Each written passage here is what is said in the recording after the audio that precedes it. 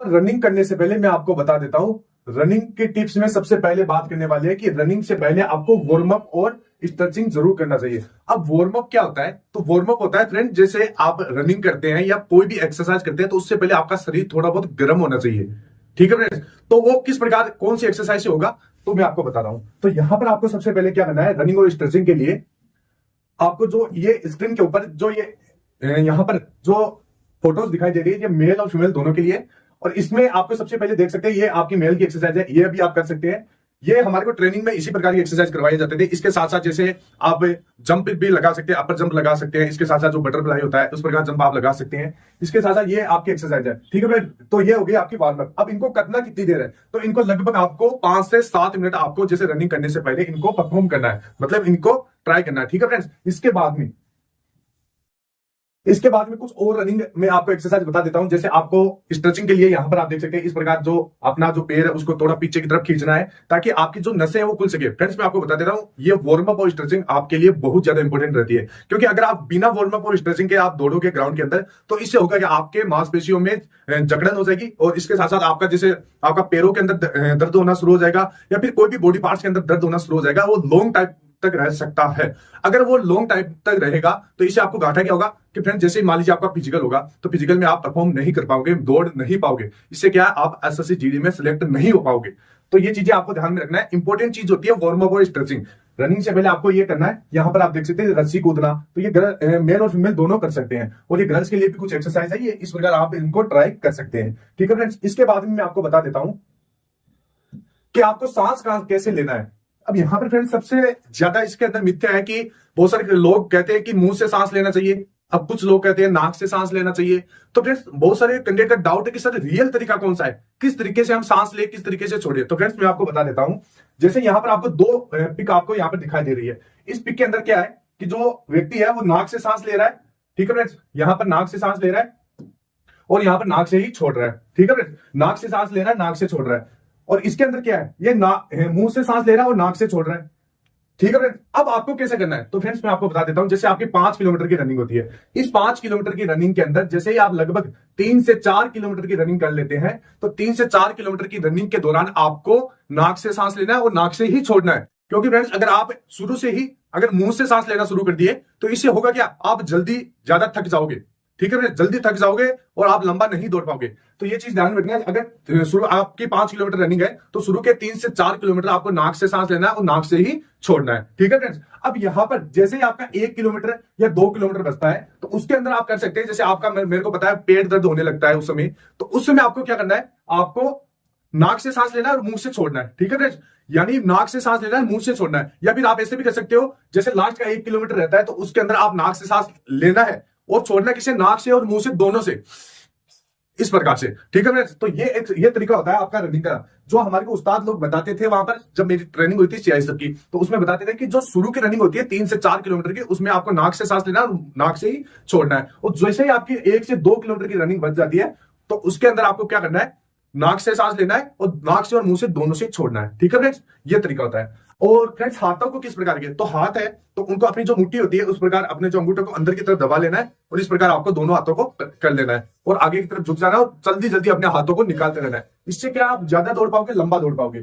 ठीक है फ्रेंड्स, तो ये चीज होती है। इसके बाद में अब रनिंग टिप्स के अंदर तीसरा टिप्स है कि दौड़ने का तरीका कैसा होना चाहिए, पैर कैसे पटके, बॉडी को कैसे रखे। ठीक है फ्रेंड्स, तो ध्यान से देखना है। यहां पर आपको 2 पिक दिखाई दे रही होगी, यह है पहली और इसके बाद में यह दूसरी तस्वीर। इस तस्वीर के अंदर फर्क क्या है, यहां पर क्या है, ये पूरा पंजा, फ्लैट पंजा पटक रहा है और इसके अंदर क्या है, ये पंजे से दौड़ रहा है। ठीक है, इसमें तो पूरा पांव सीधा पटक रहा है और इसमें पंजे के बल पटक रहा है। ठीक है फ्रेंड्स, अब यहां पर कौन सा सही तरीका है? तो फ्रेंड्स सही तरीका मैं आपको बता देता हूं कि जो ये तरीका है वो आपको जैसे लगभग आपकी 3 से 4 किलोमीटर की रनिंग हो तभी आपको पूरा पैर पटक के ही दौड़ना है। 3 किलोमीटर की रनिंग करते हो तो पूरा पैर पटक के दौड़ना है। जैसे लास्ट की आपकी रनिंग रहती है 1 से 2 किलोमीटर की, आपको अपने पंजे के बल दौड़ना है। क्योंकि फ्रेंड्स मेरा मानना यह है, हमारे उस्ताद भी यही बताते थे कि अगर शुरू में आप पंजे के बल दौड़ोगे, मतलब पंजा ऊपर उठा के आप ऐसे दौड़ोगे तो शुरू में क्या होगा, आपके पैरों के अंदर दर्द होना शुरू हो जाएगा। मतलब यहाँ पे इस हिस्से के ऊपर आपका दर्द स्टार्ट हो जाएगा। इससे क्या आप दौड़ नहीं पाओगे, पंजों पर बहुत ज्यादा जोर पड़ेगा।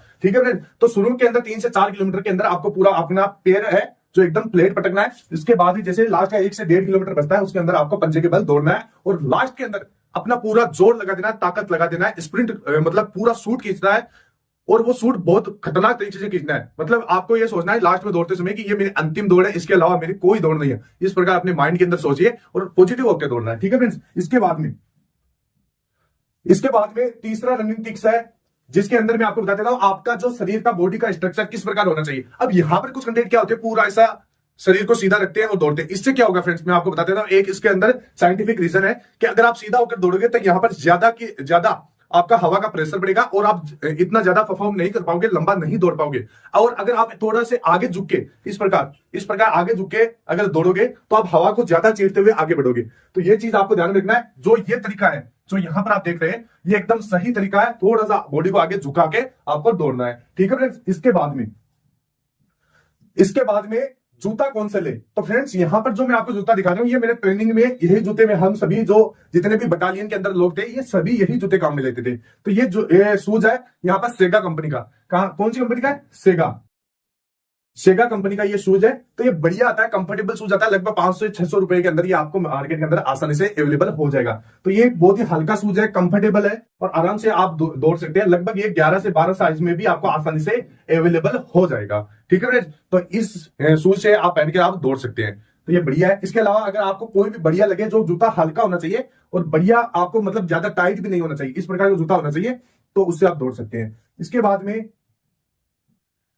अब यहां पर रनिंग टिप्स के अंदर 6 नंबर पॉइंट क्या है कि डाइट में क्या क्या होना चाहिए। तो आप डाइट के अंदर मैं आपको बता देता हूं, जैसे यहां पर देख सकते हैं ये कच्चे मूंग होते हैं। कच्चे मूंग सभी को घर में आराम से मिल जाएंगे। तो उसमें आपको क्या करना है, जैसे रात को भिगो के रख देना है और सुबह रनिंग करने से पहले थोड़ा सा आपको खा लेना है। मतलब बॉडी को एकदम फ्रेश होना है। सबसे पहले रनिंग करने से पहले आपको बॉडी को अच्छे से आपको फ्रेश हो जाना है। अच्छा सा पानी पी के, गुनगुना पानी पी के आपको अच्छा थोड़ी देर बाद में फ्रेश हो जाना है। फ्रेश होने के बाद यहाँ पर जो रात को ये कच्चे मूंग भिगे थे, उनको थोड़ा थोड़ा आपको खा लेना है, ठीक है फ्रेंड्स। ज्यादा नहीं खाना है, थोड़ा सा आपको खा लेना है, ठीक है फ्रेंड्स। और इसके बाद जैसे रनिंग होने के बाद में भी आप ये कच्चे चने, कच्चे मूंग, खसखस और ये अनार का जूस वगैरह ये ले सकते हैं। अभी अनार का जूस क्यों लेते हैं, क्योंकि जिसकी बॉडी बहुत ज्यादा कमजोर है, जिसके अंदर खून की कमी है, तो वो अनार का जूस ले सकते हैं। ये बहुत ही ज्यादा इफेक्टिव रहता है। इसके बाद में जिस भी कैंडिडेट का अगर यहाँ पर गला सूखता है, बहुत सारे कैंडिडेट का यहाँ पर ये डाउट रहता है, दिक्कत रहता है कि सर हमारा गला सूखता है दौड़ते समय। तो गला सूखने का सबसे रामबाण इलाज यही है कि अगर आप दौड़ते हो तो सुबह थोड़ा सा शहद खा के आप दौड़ सकते हैं, ठीक है फ्रेंड्स।